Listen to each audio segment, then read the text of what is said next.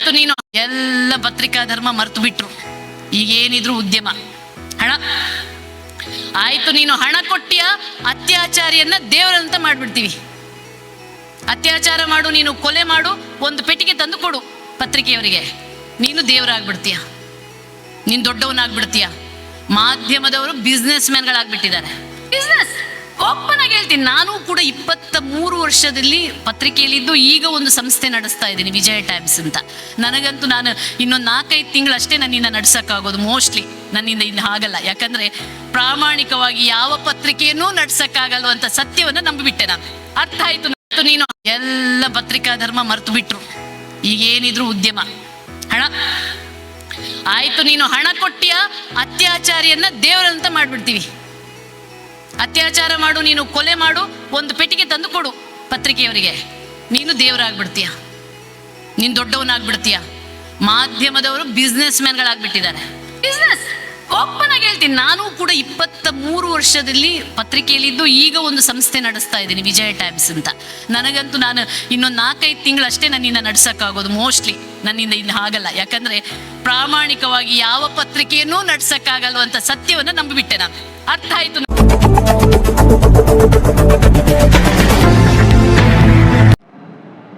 ನೋಡಿದ್ರ ವೀಕ್ಷಕರೇ, ವಿಜಯಲಕ್ಷ್ಮಿ ವಿಜಯ ಟೈಮ್ಸ್ ಸಂಸ್ಥೆ ನಡೆಸ್ತಾಳಂತೆ.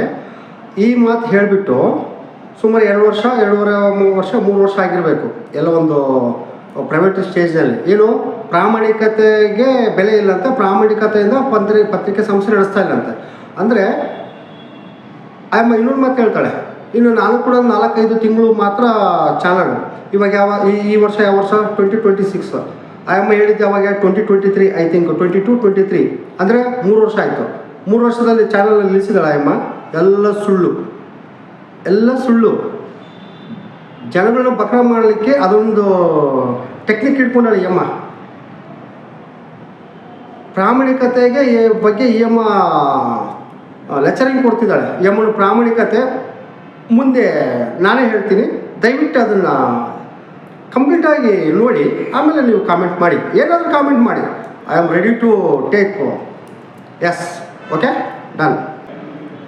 ಇಂತಹ ಪತ್ರಕರ್ತರಿಗೆ ಜನರೇ ಬುದ್ಧಿ ಕಲಿಸಬೇಕು ಮತ್ತು ನಮ್ಮ ಗೃಹ ಇಲಾಖೆ, ರಾಜ್ಯ ಗೃಹ ಇಲಾಖೆ ಹಾಗೂ ಪೊಲೀಸ್ ಇಲಾಖೆ ನಿರ್ದಾಕ್ಷಿಣ್ಯವಾಗಿ ಕ್ರಮ ಕೈಗೊಳ್ಳಬೇಕು. ವೀಕ್ಷಕರೇ, ಮನುಷ್ಯ ಬದುಕಬೇಕು, ಆದರೆ ಇನ್ನೊಬ್ಬನ ತಟ್ಟೆನಲ್ಲಿರೋ ಅನ್ನನ ತಿಂದು ಇನ್ನೊಬ್ಬನಿಗೆ ಹಿಂಸೆ ಕೊಟ್ಬಿಟ್ಟು ಇನ್ನೊಬ್ಬನ ಸಾಯಿಸಿ ಇನ್ನೊಬ್ಬನ ಸಾಯಲಿಕ್ಕೆ ಪ್ರಚೋದನೆ ಮಾಡಿ ಈ ಬದುಕು ನಾಯಿ ಕೂಡ ಬದುಕೋದಿಲ್ಲ. ಈಗ ವಿಷಯಕ್ಕೆ ಬರೋಣ. ಇವಳೇನು ಸೋಪ್ ಕಾರ್ಡ್ ಒಬ್ಳು ಇದ್ದಾಳೆ, ವಿಜಯ ಟೈಮ್ಸ್ ಅಂತ ಹೇಳ್ಬಿಟ್ಟು, ಅದು ಕಿತ್ತೋಗಿರೋ ಯೂಟ್ಯೂಬ್ ಚಾನಲ್. ಅದು ಪ್ರತಿಯೊಬ್ಬ ಅಧಿಕಾರಿಗಳಿಗೂ, ಪ್ರತಿಯೊಬ್ಬ ಸಮಾಜಕ್ಕೂ, ಪ್ರತಿಯೊಬ್ಬ ನಾಗರಿಕರಿಗೂ, ಪ್ರತಿಯೊಬ್ಬ ನಾಯಕರಿಗೂ ಕೂಡ ನಾನು ಕೂಡ ಮೆಸೇಜು, ನೀವು ತುಂಬ ಗಂಭೀರವಾದ ವಿಷಯ ಇದೆ ವೀಕ್ಷಕರೇ.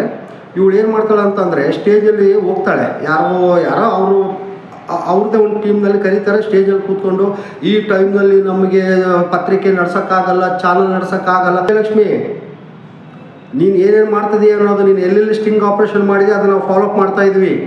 ನೀನು ಎಲ್ಲೆಲ್ಲಿ R2 ಅಧಿಕಾರಿಗಳ ಹತ್ರ, ಫುಡ್ ಆಫೀಸರ್ಗಳ ಹತ್ರ, ಅಕ್ಕಿ ಕಳ್ಳರ ಹತ್ರ, ಅಕ್ಕಿ ಅಕ್ರಮ ಸಾಗಾಟ ಮಾಡೋರ ಹತ್ರ, RTO ಚೆಕ್ ಪೋಸ್ಟ್ಗಳ ಹತ್ರ, ಕೆಲವರು ಅಧಿಕಾರಿ ಹತ್ರ ಎಷ್ಟೆಷ್ಟು ನೀನು ಸ್ಟಿಂಗ್ ಆಪ್ರೇಷನ್ ಮಾಡಿ ಎಷ್ಟೆಷ್ಟು ದುಡ್ಡು ತೊಗೊಂಡಿಯ ಅನ್ನೋದು ಕೂಡ ಬಹಿರಂಗವಾಗಿದೆ. ವಿಜಯಲಕ್ಷ್ಮಿ, ನಿನಗೆ ಯಾವ ಒಂದು ಇನ್ನೊಬ್ಬರಿಗೆ ನೀತಿ ಪಾಠ ಹೇಳೋಕ್ಕೆ ನಿನಗೆ ಯಾವುದೇ ಒಂದು ನೈತಿಕ ಹಕ್ಕಿಲ್ಲ. ವಿಜಯಲಕ್ಷ್ಮಿ, ನೀನು ಒಬ್ಬ ಮಹಿಳೆಯಾಗಿ ಮಹಿಳೆಯ ರೀತಿಯಲ್ಲಿ ನೀನು ವರದಿ ಮಾಡು, ರಿಪೋರ್ಟಿಂಗ್ ಮಾಡು. ಸಮಾಜದಲ್ಲಿ ಆಗ್ತಾ ಇರೋ ಅನಾಹುತಗಳನ್ನು, ಅನ್ಯಾಯನ ಬೆಳಕಿಗೆ ತೊಗೊಂಬತ್ತಾಯಿ. ಅದ್ರ ಹೆಸರು ಹೇಳ್ಕೊಂಡು ನೀನು ಲಕ್ಷ ಡೀಲ್ ಮಾಡ್ತೀಯ ಅಂದರೆ, ಡೀಲ್ ರಾಣಿ, ನಿನಗೇನು ಹೇಳೋರು ಕೇಳೋರು ಯಾರಿಲ್ವಾ? ಏನು ಭಯ ಬೀಳ್ತಿದೆ ಅಧಿಕಾರಿಗಳಿಗೆ ಮತ್ತು ಸಿಬ್ಬಂದಿಗಳಿಗೆ ಎಲ್ಲರಿಗೂ? ಏನು ಅಂದ್ಕೊಂಡಿದೀಯ ನೀನು? ಯಾವುದ್ರೆ ನಿಂದು ಚಾನಲು ಕಿತ್ತೋಗಿರೋದು? ಅದು ಯಾವುದೋ ಯೂಟ್ಯೂಬ್ ಹೆಸರು ವಿಜಯ ಟೈಮ್ಸ್ ಅಂತೆ. ಓಡಿಸ್ತಾಳೆ ರೀ ಪೊಲೀಸ್ ಆಫೀಸರ್ಗಳನ್ನ, R2 ಅಧಿಕಾರಿಗಳನ್ನ, ಟ್ರಾಫಿಕ್ ಪೊಲೀಸರನ್ನ. ಯಾರಾದರೂ ಇವಳ ಬಗ್ಗೆ ಒಂದು ಪ್ರತಿ ಜಿಲ್ಲೆಗೂ ಇವಳ ವಿರುದ್ಧ ಕಂಪ್ಲೇಂಟ್ ಕೊಡಿ, ಇವ್ರ ಚಾನಲ್ ವಿರುದ್ಧ ಕಂಪ್ಲೇಂಟ್ ಕೊಡಿ. ಇವಳು ಏನ್ರಿ ಇವಳು ಒಬ್ಬ ರಿಪೋರ್ಟ್ಗಳು ಆಗಿಬಿಟ್ಟು ಒಬ್ಬ ಮಹಿಳೆ ಆಗಿಬಿಟ್ಟು ಇವಳು ಊರ ಮಂದಿಗೆಲ್ಲ ನೀತಿ ಪಾಠ ಹೇಳ್ತಾಳೆ, ನಾವು ಚಾನಲ್ ನಡ್ಸೋಕ್ಕಾಗೋದಿಲ್ಲ ಅಂತ. ಅಸಲು ನಿನಗೆ ಇಷ್ಟು ದೊಡ್ಡ ದೊಡ್ಡ ಕಾರ್ಗಳು ಎಲ್ಲಿ ಬರ್ತವೆ, ಇಷ್ಟು ಲಕ್ಸುರಿ ಕಾರ್ಗಳು ಎಲ್ಲಿಂದ ಬರ್ತವೆ? ನಾವು ಒಂದು ಆಫೀಸ್ ನಡ್ಸ್ಕೊಳಕ್ಕೆ ಆಗ್ತಾ ಇಲ್ಲ ರೀ. 20-25 ವರ್ಷ ಆಯಿತು, ಸಂಬಳ ಕೊಡೋಕೆ ಆಗ್ತಾ ಇಲ್ಲ. ಅರ್ಧ ಸಂಬಳ ಕೊಡ್ತೀವಿ ನಾವು ಸ್ಟಾಫ್ಗೆ. ಅಲ್ಲಮ್ಮ ವಿಜಯಲಕ್ಷ್ಮಿ, ನೀನು ಏನೇನು ಮಾಡಿದೆಯೋ, ಎಲ್ಲೆಲ್ಲಿ ಏನೇನು ಆಪ್ರೇಷನ್ ಮಾಡಿದೆಯೋ ಅದರ ಫ್ಲ್ಯಾಶ್ ಬ್ಯಾಕು, ಅದರ ಫಾಲೋಅಪ್ಪು ನಾವು ತೆಗಿತೀವಿ ನಿನ್ನನ್ನು. ಏನು ಕಾನೂನು, ನಿನಗೇನು ಕಾನೂನು, ಸಂವಿಧಾನ, ಅಂಬೇಡ್ಕರ್ ಅಂದ್ರೆ ಭಯ ಇಲ್ವಾ ನಿನಗೆ? ಸ್ಟಿಂಗ್ ಆಪ್ರೇಷನ್ ಯಾವಾದ್ರೆ ಕಿತ್ತೋಗಿರೋ ಸ್ಟಿಂಗ್ ಆಪ್ರೇಷನ್ ಯಾರೇ ನಿಮ್ಗೆ ಅನುಮತಿ ಕೊಟ್ಟಿದ್ದು? ಅಮಾಯಕರ ಅಧಿಕಾರಿಗಳನ್ನ, ಆಫೀಸರ್ಗಳನ್ನ, ಸಿಬ್ಬಂದಿಗಳನ್ನ ಬೆದರಿಸೋದಲ್ಲ ನಿನ್ನ ಸ್ಟಿಂಗ್ ಆಪ್ರೇಷನ್. ನಿನ್ನ ಟೀಮ್ ವಿರುದ್ಧ, ನಿನ್ನ ಹಿಂದೆ ಯಾರಿದ್ದಾರೋ ಅವ್ರ ವಿರುದ್ಧ ನಾವು ಸ್ಟಿಂಗ್ ಆಪ್ರೇಷನ್ ಮಾಡಿದ್ದೇವೆ. ಬಳ್ಳಾರಲ್ಲಿ ನೀನು ಹಳೆ ವಿಡಿಯೋ ತೊಗೊಂಡು ಅಕ್ಕಿ ಸಾಗಾಟ ಮಾಡ್ತಾರಂದಲ್ಲ, ನ್ಯೂಸ್ ಮಾಡು. ನ್ಯೂಸ್ ಜೊತೆಗೆ ಅದನ್ನು ಅನ್ಯಾಯನ ಅರಿಕಟ್ಟು, ಅದನ್ನು ನಿಯಂತ್ರಣ ಮಾಡು. ನೀನು ನ್ಯೂಸ್ ಮಾಡೋ ಹೆಸರಿನಲ್ಲಿ, ಸ್ಟಿಂಗ್ ಆಪ್ರೇಷನ್ ಹೆಸರಿನಲ್ಲಿ ಬೆಂಗಳೂರಿಗೆ ಕರ್ಸ್ಕೊತೀಯ ನೀನು ಅಕ್ಕಿ ಕಳ್ಳವ್ರನ್ನ ಎಲ್ಲರನ್ನ. ಮತ್ತು ನೀನು ಯಾಕೆ ಕಳ್ಳಿ? ನೀನು ಕಳ್ತನ ಮಾಡೋರನ್ನ ನೀನು ಹೊಡಿತೀಯಲ್ಲ, ಲೂಟಿ ಮಾಡ್ತೀಯಲ್ಲ. ನೀನೆಂತ ಕಳ್ಳಿ ನೀನು? ನೀನೆಂತ ಕಳ್ಳಿ ನೀನು? ಮೊದಲು ನಿನ್ನ ಒದ್ದು ಒಳಗಾಕಬೇಕು. ನಿನ್ನ ಒದ್ದು ಒಳಗಾಕಿದ್ರೆ ಇರೋರಿಗೆ ನೆಮ್ಮದಿ ಇರುತ್ತೆ. ಎಷ್ಟು ರೀ ಆಫೀಸರ್ಗಳು ನೊಂದ್ಕೊಂಡಿರೋದು ನಿನ್ನ ವಿಷಯಕ್ಕೆ? ನೀನು ನೀತಿ ಪಾಠ ಹೇಳ್ತೀಯ? ನೀನು ಸ್ಟೇಜಲ್ಲಿ ಕೂತ್ಕೊಂಡು ಮಹಿಳೆಯರ ಬಗ್ಗೆ, ಪತ್ರಿಕೆ ಬಗ್ಗೆ, ಪತ್ರಕರ್ತರ ಬಗ್ಗೆ, ಪತ್ರಿಕಾ ಕ್ಷೇತ್ರದ ಬಗ್ಗೆ ನಾಚಿಕೆ ಆಗ್ಬೇಕು ನಿನಗೆ. ಎಷ್ಟು ರೀ ಡೀಲ್ ಮಾಡಿದ್ದು? 10 ಲಕ್ಷ ಕೇಳ್ತೀಯ ನೀನು? ಬಳ್ಳಾರಿಯವ್ರ ಹತ್ರ 10 ಲಕ್ಷ ಕೇಳ್ತೀಯ? ಏನ್ರಿ ನಿನಗಿದೆ? ನೀನು ಒಂದು ಯೂಟ್ಯೂಬ್ ಚಾನಲ್ ನಡೆಸೋಳು, ಊರೂರು ತಿರುಗಲಿಕ್ಕೆ, ಊರೂರು ಅಲಿಲಿಕ್ಕೆ, ಅಲ್ಲಿ ಉಳಿಲಿಕ್ಕೆ, ಲಕ್ಸುರಿ ಹೋಟೆಲ್ನಲ್ಲಿ ನಿನಗೊಂದು 10-15 ಜನ ಟೀಮ್ಗೆ ಸಂಬಳ ಕೊಡಲಿಕ್ಕೆ, ಕ್ಯಾಮ್ರಾಗಳಿಗೆ, ಕಾರು, ಡೀಸೆಲ್ಲು, ಊಟ, ವಸತಿ, ನಿನ್ನ ಮೊಬೈಲ್ ಕರೆನ್ಸಿ, ನಿನ್ನ ಖರ್ಚುಗಳು, ನಿನ್ನ ಪ್ಯಾಂಟು, ಶರ್ಟು, ನಿನ್ನ ಬಟ್ಟೆಗಳು, ನಿನ್ನ ಪ್ರವಾಸ, ಇದೆಲ್ಲ ಖರ್ಚು ಯಾರು ಕೊಡ್ತಾ ಇದ್ದಾರೆ ತಾಯಿ ನಿನಗೆ? ನಿನ್ನ ದುಡಿಮೆ ಏನು? ನಿನ್ನ ಆದಾಯ ಏನು? ಪರಮೇಶ್ವರ್ ಸಾಹೇಬ್ರೆ, ಫುಡ್ಡು ಅಕ್ರಮ, ಅಕ್ಕಿ ಅಕ್ರಮಕ್ಕೆ ಇವಳೇ ಕಿಂಗ್ ಪಿನ್ನು. ಮೊನ್ನೆ ಬಳ್ಳಾರಿನಲ್ಲಿ ನಡೆದಿರೋ ಘಟನೆನೇ ನಾನು ನಿಮ್ಗೆ ಉದಾಹರಣೆ ಕೊಡ್ತೀನಿ. ಬೆಂಗಳೂರು ಆಫೀಸಿಗೆ ಕರ್ಸ್ಕೊಂಡಿದ್ದಾಳೆ 5-6 ಜನನ, ಅಕ್ರಮ ಅಕ್ಕಿ ಸಾಗಾಟ ಮಾಡೋರ್ಗ ಕರೆಸ್ಕೊಂಡು ನೀತಿ ಪಾಠ ಹೇಳಿಲ್ಲ ಇವಳು. 10 ಲಕ್ಷ ಡಿಮ್ಯಾಂಡ್ ಮಾಡಿದ್ದಾಳೆ. 10 ಲಕ್ಷ. ಇವಳು ಆಸ್ತಿ, ಇವಳು ಬೇನಾಮಿ, ಇವಳು ಕಾರು, ಇವಳು ಆಫೀಸು, ಇವಳ ಬಗ್ಗೆ ನೀವು ನಿಜವಾಗ್ಲೂ ನೀವು ತನಿಖೆ ಮಾಡಬೇಕು. ಸುಮೋಟ ಕೇಸ್ ಹಾಕ್ಕೊಡ್ರಿ ಇವ್ರು. ಯಾಕಂದರೆ ಪತ್ರಿಕೆ ಧರ್ಮನ ಎತ್ತಿಡ್ಬೇಕ್ರಿ. 10 ಲಕ್ಷ 10 ಲಕ್ಷ ಡಿಮ್ಯಾಂಡ್ ಮಾಡಿ ಕಾರ್ನಲ್ಲಿ ಕರ್ಸ್ಕೊಂಡು, ಹೊಸ ಇನೋವಾ ಕ್ರಿಸ್ಟಾ ಕಾರ್ನಲ್ಲಿ ಕರ್ಸ್ಕೊಂಡು ಆಫೀಸಲ್ಲಿ ಇವಳು ಮಾಡಲ್ಲ, ಆ ಹಿಂದೆ ಬೇನಾಮಿ ವ್ಯಕ್ತಿಗಳಿದ್ದಾರೆ, ಚಮಚಗಿರಿ ಕೆಲಸ ಮಾಡೋರು. ಅವ್ರನ್ನೂ ಕೂಡ ನೀವು ಎನ್ಕ್ವೈರಿ ಮಾಡಬೇಕಾಗುತ್ತೆ ಮಿಸ್ಟರ್ ನಮ್ಮ ಗೃಹ ಮಂತ್ರಿಗಳು ಮತ್ತು ನಮ್ಮ ಘನವೆತ್ತ ಪೊಲೀಸ್ ಇಲಾಖೆ. ಅಲ್ಲ ರೀ, 10 ಲಕ್ಷ. ಅದು ಒಂದೇ ಕೇಸ್ ಪರ್ಟಿಕ್ಯುಲರಾಗಿ ಅದೊಂದು ಕೇಸ್ ಹೇಳ್ತಾ ಇದ್ದೀನಿ ನಾನು. ಸಾಕ್ಷಿ ಬೇಕಾ? ಅವಳು ಎನ್ಕ್ವೈರಿ ಮಾಡಿ, ಅವ್ರ ಟೀಮ್ನ ಎನ್ಕ್ವೈರಿ ಮಾಡಿ. ಬಳ್ಳಾರಿನಲ್ಲಿ ಎಷ್ಟು ದಿನ ಅವಳು ಟೆಂಟ್ ಹಾಕಿದ್ಲು, ಎಷ್ಟು ಜನ ವಾಸ ಇದ್ದರು, ಅವಳ ಟೀಮು. ಹೌದು, ನಾನು ಅವಳು ಅಂತಲೇ ಕರಿತೀನಿ. ಯಾಕೆಂತಂದರೆ ಮಾನ ಮರ್ಯಾದೆ ಇಲ್ಲದವರಿಗೆ ಮರ್ಯಾದೆ ಕೊಟ್ಟರೆ ನಮಗೆ ಮರ್ಯಾದೆ ಇರಲ್ಲ. 5 ಲಕ್ಷ ವಸೂಲಿ ಮಾಡಿದ್ದಾಳೆ ಈ ವಸೂಲಿ ರಾಣಿ, ಡೀಲ್ ರಾಣಿ ಇವಳು. 5 ಲಕ್ಷ ವಸೂಲಿ ಮಾಡಿ ಎಲ್ಲ ಫುಡ್ ಆಫೀಸರ್ಗಳು ಕೂಡ ಇವಳು ಫೋನ್ ಮಾಡಿ ಹರಾಸ್ಮೆಂಟ್ ಮಾಡಿದ್ದಾಳೆ. ರಾತ್ರಿ 11:30-12 ಗಂಟೆವರೆಗೂ ಇವಳು ಫೋನ್ಗಳು ಹೋಗಿದ್ದಾವೆ. ಫೋನು ಟ್ಯಾಪ್ ಮಾಡಿ ಅದನ್ನು ರೀಟ್ರೀಟ್ ಮಾಡಿ ಅಥವಾ ರೀಕ್ರಿಯೇಟ್ ಮಾಡಿ, ಅದನ್ನು ಇಲ್ಲ ರಿಟ್ರೀವ್ ಮಾಡಿ. ಯಾರು ವಿಜಯಲಕ್ಷ್ಮಿ ಆ್ಯಂಡ್ ಕಂಪ್ನಿ ಏನಿದೆ ಅಲ್ಲ, ಅದು ತೊಟ್ಟಿಗೆ ಅದು. ದಯವಿಟ್ಟು ವೀಕ್ಷಕರೇ ಮತ್ತು ಸಮಾಜದ ಬಂಧುಗಳೇ ಮತ್ತು ಪ್ರೇಕ್ಷಕರೇ ಹಾಗೂ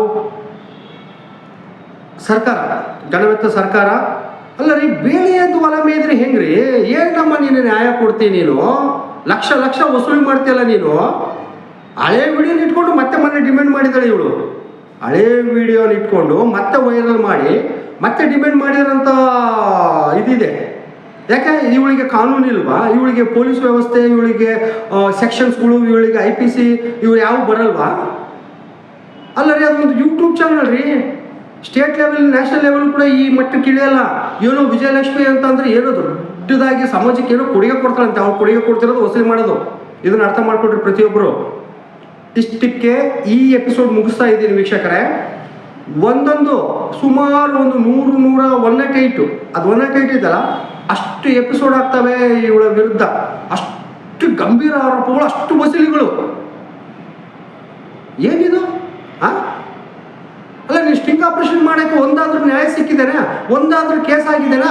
ಒಂದಾದ್ರೂ FIR ಆಗಿದ್ದೇನಾ? ಒಬ್ಬರಾದ್ರೂ ಟ್ರಾನ್ಸ್ಫರ್ ಆಗಿದ್ದಾರಲ್ಲ ನೀವು ಮಾಡೋ ನ್ಯೂಸ್ಗೆ? ಮತ್ತೆ ನೀನು ಯಾಕೆ ನ್ಯೂಸ್ ಮಾಡ್ತಾ ಇದೀಯಾ? ನಿನ್ನ ಸ್ಟಿಂಗ್ ಆಪರೇಷನ್ ಅಗತ್ಯ ಏನು, ಅವಶ್ಯಕತೆ ಏನು, ಅವಸರ ಏನು? ಅಂದರೆ ದುಡ್ಡು ವಸೂಲಿ ಮಾಡೋದಲ್ಲ? ಏನಮ್ಮ ನಿಂದು ಕತೆ? ಆಯಿತು, ಮಾಡಿ. ಅದೆಲ್ಲೆಲ್ಲಿ ಸ್ಟಿಂಗ್ ಆಪರೇಷನ್ ಮಾಡ್ತಾರೋ ಇನ್ ದ ಫಾಲೋಯಿಂಗ್ ನಮ್ಮ ಟೀಮ್ ಕೂಡ ಇರುತ್ತೆ, ಇದೆ. ಇದು ಒಂದೇ ಸಾಕು. ದಯವಿಟ್ಟು ಮಾನ್ಯ ಸಿದ್ದರಾಮಯ್ಯ ಅವರೇ ಹಾಗೂ ಗೃಹ ಸಚಿವ ಪರಮೇಶ್ವರ್ ಅವರೇ ಮತ್ತು ಪೊಲೀಸ್ ಇಲಾಖೆ ದಯವಿಟ್ಟು ಈ ವಿಜಯಲಕ್ಷ್ಮಿ ಅನ್ನೋ ಒಂದು ಯೂಟ್ಯೂಬ್ ಪತ್ರಕರ್ತೆ ಅವಳು. ಯೂಟ್ಯೂಬ್ ಅಂದರೆ ಚಾನಲ್ ಇಲ್ಲ ರೀ, ಅದಕ್ಕೆಲ್ಲೂ ಅಧಿಕೃತವಾದ ಎಲ್ಲೂ ನಮ್ಮ ಸರ್ಕಾರಿ ಮಟ್ಟದಲ್ಲಿ, ಕೇಂದ್ರ ರಾಜ್ಯ ಸರ್ಕಾರಿ ಮಟ್ಟದಲ್ಲಿ, ನಮ್ಮ ಇಲಾಖೆಗಳಲ್ಲಿ ಯೂಟ್ಯೂಬ್ ಅಂತಂದರೆ ಯಾವುದೇ ಅಧಿಕೃತ ಮನ್ನಣೆ ಇಲ್ಲ, ಅಧಿಕೃತ ಅನುಮತಿ ಇಲ್ಲ. ದಯವಿಟ್ಟು ಈ ವಿಜಯಲಕ್ಷ್ಮಿ ಮತ್ತು ವಿಜಯ್ ಟೀಮನ್ನು ಈ ಕೂಡಲೇ ಅದನ್ನು ಬಂದ್ ಮಾಡಿ, ಈ ನಡೆದಿರೋ ಎಲ್ಲ ಸ್ಟಿಂಗ್ ಆಪರೇಷನ್ನು ಎಲ್ಲ ಅಧಿಕಾರಿಗಳು ಅವಳು ಎಲ್ಲೆಲ್ಲಿ ಯಾರ್ಯಾರಿಗೆ ಹರಾಸ್ಮೆಂಟ್ ಮಾಡಿದಾಳೋ ಅವ್ರು ಹೊರಗೆ ಬರೋಲ್ಲ ಪಾಪ. ಅಮಾಯಕ ಅಧಿಕಾರಿಗಳು ರೀ, ಏನೋ ಅವರು ಕಮಿಟ್ಮೆಂಟ್ಗಳು ಇರ್ತವೆ, ಅವ್ರಿಗೆ ಕುಟುಂಬ, ಮಕ್ಕಳು, ಮುಂದಿನ ಭವಿಷ್ಯಕ್ಕೋಸ್ಕರ ಒಬ್ಬರು ಹೊರಗೆ ಬರ್ತಾ ಇಲ್ಲ. ಹೇಳಲಾರ್ದವ್ರು ತುಂಬ ಜನ ಇದ್ದಾರೆ. ಕಣ್ಣಾಗ ನೀರು ಹಾಕ್ತಾ ಇದ್ದಾರೆ, ಬರೀ ನೀರಲ್ಲ, ರಕ್ತ ಕಣ್ಣೀರು ಹಾಕ್ತಾ ಇದ್ದಾರೆ. ದಯವಿಟ್ಟು ಈ ವಿಜಯಲಕ್ಷ್ಮಿ ಅಂಡ್ ಟೀಮನ್ನು ಈ ಕೂಡಲೇ ಕಂಟ್ರೋಲ್ ಮಾಡಿ ಆ ಚಾನಲ್ನ ಇಮಿಡಿಯೇಟ್ಲಿ ಬ್ಲಾಕ್ ಮಾಡಿಸಿ ಅವಳ ವಿರುದ್ಧ ಕಠಿಣ ಕ್ರಮ ಕೊಡಬೇಕು. ಯಾಕಂತಂದರೆ ಯಾರೂ ಓಪನ್ ಆಗಿ ಹೇಳ್ತಾ ಇಲ್ಲ, ಯಾವುದೇ ಅಧಿಕಾರಿ ಆಗಲಿ ನಾಯಕರಾಗಲಿ. ಏನು ಬ್ಲ್ಯಾಕ್ ಮೇಲ್ ಮಾಡ್ತಾಳೆ ಆಕೆ? 10 ಲಕ್ಷ 20 ಲಕ್ಷ ಡಿಮ್ಯಾಂಡ್ ಮಾಡೋದ? ಅಲ್ಲಮ್ಮ, ಒಂದು ದಿವಸ ಹೋಗಿ ಕೂಲಿ ಮಾಡು, ಎಲ್ಲಾದರೂ ಗೋಡೆ ಕೆಲಸಕ್ಕೆ ಹೋಗು, ಎಷ್ಟು ಕೊಡ್ತಾರೆ ನೋಡು ಅವ್ರ ಕಷ್ಟಗಳು. ಎಲ್ಲಿಂದ ತರ್ತಾರೆ ದುಡ್ಡು ಎಲ್ಲಿಂದ ತರ್ತಾರೆ? ನೀನು ನಿನ್ನ ಎಂಪ್ಲಾಯ್ಗಳಿಗೆ ನೆಟ್ಟಿಗೆ ಸಂಬಳ ಕೊಡ್ತಾ ಇದೆಯಾ? ಅರ್ಥ ಮಾಡ್ಕೋಬೇಕು ವಿಜಯಲಕ್ಷ್ಮಿ. ಸರ್ಕಾರ ಕೂಡ ಈ ಕೂಡಲೇ ಇವಳ ವಿರುದ್ಧ ಇಮಿಡಿಯೇಟ್ಲಿ ಸುಮೋಟೋ ಕೇಸ್ ಹಾಕ್ಬಿಟ್ಟು ಲೋಕಾಯುಕ್ತರು, ಆಮೇಲೆ ಪೊಲೀಸ್ ಇಲಾಖೆ ಓಕೆ ಡನ್. ನಮ್ಮ ಗೃಹ ಸಚಿವರು ಅದೇನೋ ಗೊತ್ತಿಲ್ಲ, ನಾ ಕಾಣಿ ಅಂತಾರೆ ನಮ್ಮ ಗೃಹ ಸಚಿವರು. ಈ ವಿಷಯದಲ್ಲಿ ಇವಳ ವಿರುದ್ಧ ಮತ್ತು ಇವಳ ಯೂಟ್ಯೂಬ್ ಚಾನಲ್ ವಿರುದ್ಧ ಕಾನೂನು ಕ್ರಮ ಕೈಗೊಂಡು ಅನ್ಯಾಯಕ್ಕೆ ಒಳಗಾದವ್ರಿಗೆ, ಇವಳಿಂದ ಅನ್ಯಾಯಕ್ಕೆ ಸಂತ್ರಸ್ತರು ತುಂಬ ಇದ್ದಾರೆ. ಅಧಿಕಾರಿಗಳು, ಸಿಬ್ಬಂದಿಗಳು, ಲೀಡ್ರುಗಳು, ಈ ಸಣ್ಣ ಪುಟ್ಟ ಎಲ್ಲ ಒಂದು ಕಡೆಗೆ ಏನೋ ಒಂದು ಮಾಡ್ಕೊಂಡು ಹೊಟ್ಟೆಪಾಡಿಗೋಸ್ಕರ ಬದುಕೋರು, ಅವರಿಗೆ ನ್ಯಾಯ ಕೊಡಿಸಿ. ಫಸ್ಟು ಪತ್ರಿಕಾ ಧರ್ಮನ ಎತ್ತಿ ಕಟ್ಟಬೇಕಾದ ಜವಾಬ್ದಾರಿ ಸರ್ಕಾರಕ್ಕೂ ಇದೆ, ಬರೀ ಪತ್ರಕರ್ತರಿಗೆ, ಸಂಪಾದಕರಿಗೆ, ಸಂಸ್ಥೆಗಳಿಗೆ ಇಲ್ಲ ಸಾರ್.